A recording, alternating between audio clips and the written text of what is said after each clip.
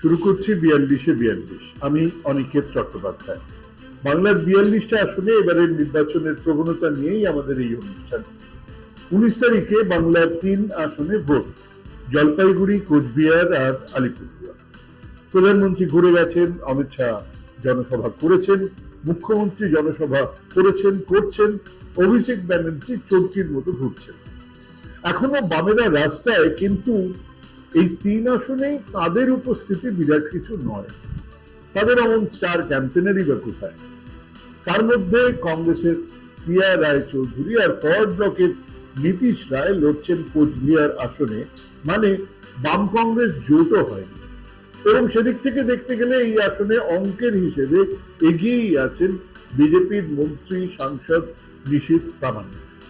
টক্কর দিচ্ছেন তৃণমূলের জগদীশ চন্দ্র বসুনিয়া। শুরু থেকেই মনে হচ্ছিল জোর লড়াই দিচ্ছেন বটে তৃণমূলের প্রার্থী, কিন্তু এগিয়েই আছেন নিশীথ প্রামাণিক। কিন্তু এখনো একটা ফ্যাক্টর বিজেপির বিরুদ্ধে কাজ করছে, তা হলো রাজবংশী ভোট। তাদের তলায় তলায় কিভাবে কাজ করছে তা যদিও এখনো কারোর কাছেই খুব পরিষ্কার নয়, কিন্তু অনন্ত মহারাজের হেঁয়ালি বিজেপির কাছে সমস্যা হয়ে উঠতেই পারে। দুই দলই দাবি করছে রাজবংশী ভোট তাদেরই দিকে, কিন্তু আসলে যে কার দিকে তা টের পাওয়া যাবে ফলাফল ঘোষণার দিনেই। বাম কংগ্রেস জোট হলে তারা একটা ভালো রকমের ভোট কাটতে পারলে জগদীশ চন্দ্র বসুনিয়ার অনেকটাই সুবিধা হতো, কিন্তু তা যে আর হচ্ছে না সেটা কিন্তু খুব পরিষ্কার। তার মানে জোট টক্করের সঙ্গে রাজবংশী ভোটের হিসেব নিকেশ নিশীথ প্রামাণিক বা জগদীশ চন্দ্র বসুনিয়া কাউকেই নিশ্চিন্তে ঘুমোতে দেবে না ফলাফল না বের হওয়া পর্যন্ত। কোচবিহারে গতবারের জয়ী আর বিজয়ীর মধ্যে ফারাক ছিল 4%। এবারে সেটা এতটাই কমবে যে তা কাউকে জিতিয়ে দিতে পারে, হারিয়েও দিতে পারে। আমরা ফটো ফিনিশের জন্য অপেক্ষা করব। কোচবিহার গতবার বিজেপির জেতা আসন, এবারে আমাদের মতে 50-50। পরের আসনের আলোচনায় চলুন আলিপুরদুয়ার। আলিপুরদুয়ারে জন বার্লার জায়গায় এবারে বিজেপির প্রার্থী মনোজ টিগ্গা।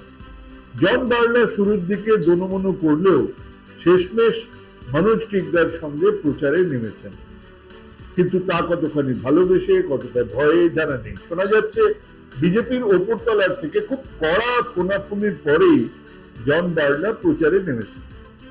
ওদিকে আলিপুরদুয়ারের তৃণমূল প্রার্থী প্রকাশজিৎ বারাই কিন্তু এলাকাতে ভালো জনসমর্থন পাচ্ছেন, আর একটাই প্রশ্ন তুলে যাচ্ছেন যে যদি আগের সাংসদ দারুণ কাজ করে থাকেন তাহলে তাকে টিকিট দেওয়া হলো না কেন? আগের সাংসদ এই প্রশ্নের সামনে চুপ, আর বর্তমান প্রার্থী বলছেন দলের নির্দেশে দাঁড়িয়েছি। এই আসনে বাম কংগ্রেসের প্রার্থী আরএসপির মিলি ওরাও আগের বারের ভোট ধরে রাখতে পারলেই অনেক। তিনি এমনিতেই কলকাতার বাসিন্দা, আলিপুরদুয়ারের সঙ্গে যোগাযোগ এক বহিরাগতের মতো। কাজেই তৃণমূল প্রার্থী বাম কংগ্রেস কিছুটা বেশি ভোট কাটলে তার সুবিধে পেতেন হয়তো, কিন্তু এখন তা পাচ্ছেন না। তবুও এলাকার, বিশেষ করে চা বাগানের বিশাল ভোটারের সমর্থন তিনি পাবেন, কিন্তু গতবারের জয়ের ফারাক 17%, যা ম্যানেজ করে জয় আনা প্রায় অসম্ভব। তাই আগের রিপোর্টে হাড্ডাহাড্ডি বলার পরে এবারে নির্বাচনের আগে বলাই যায় যে অ্যাডভান্টেজ বিজেপি।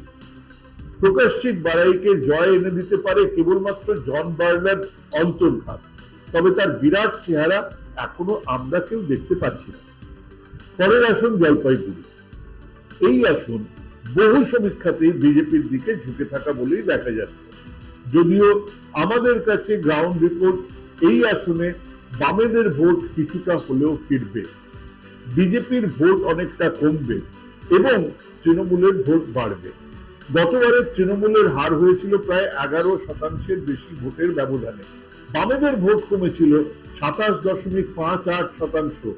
এবারে তার 8% ভোট ফেরত আসতে চলেছে বলেই মনে হচ্ছে। আর বামেরা সেই ভোট পেলে কিন্তু এই আসনে তৃণমূল অনেকটাই এগিয়ে যাবে।